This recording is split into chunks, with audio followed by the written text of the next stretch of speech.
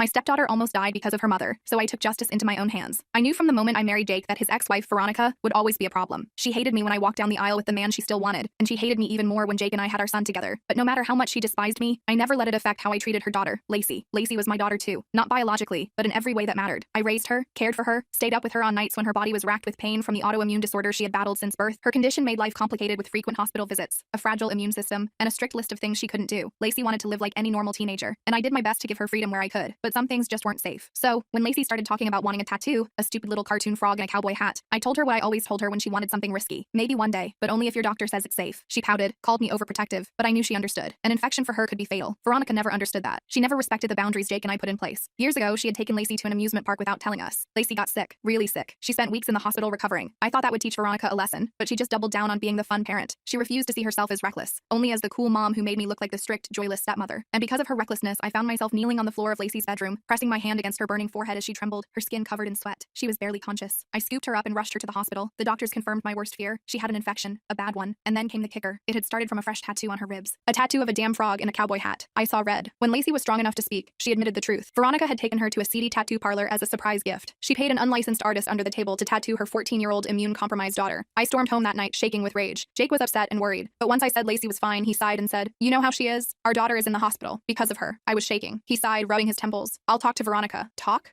That wasn't good enough. I drove straight to Veronica's house, slamming my fists against her door. When she answered, she smirked. "Oh, calm down," she said, rolling her eyes. "I was just giving Lacey something to be happy about. Something you never do." My hands clenched into fists as I informed her that her daughter could have died. Veronica scoffed and said she was fine and that I was being overly dramatic. Then she said, "Maybe if you weren't such a controlling bitch, she wouldn't have gone behind your back. She's not your daughter anyway." I snapped and my hand struck her across the face before I could stop myself. She stumbled back, her eyes wide, more from shock than pain. I should have stopped there, but I didn't. The next few weeks, my anger didn't fade. It transformed. First, I went to the state licensing board and reported the illegal tattoo parlor. The entire place was shut down. That alone wasn't enough. I wanted Veronica to feel what I felt. So I went for her job next. Veronica worked at a daycare. She liked to brag about how much parents adored her. Well, those same parents didn't adore hearing that she illegally took a minor for a tattoo and put her life in danger. She was fired within a week. Then I hid her finances. Veronica had fraudulently claimed extra childcare benefits for Lacey. A little report to the IRS about her under-the-table earnings and false claims. They launched an investigation. Bank accounts frozen. Government assistance revoked. When Veronica showed up at our doorstep screaming, accusing me of ruining her life, I simply smiled. "You ruined your own life the second you put my daughter in danger." She called me evil. Maybe I was, but I didn't care. She learned that day that I wasn't just the stepmom. I was a mother. And no one hurts my kid and gets away with it. Lacey recovered, but she would always carry a scar where that infected tattoo had been removed. A permanent reminder of what her mother did to her. And Veronica? She moved to another state within 6 months, drowning in debt, jobless, and with no custody rights to either of her children. Jake never asked me if I had anything to do with it. Maybe he didn't want to know. Maybe he was just relieved that for the first time in years, Veronica was finally gone. And me? I slept just fine.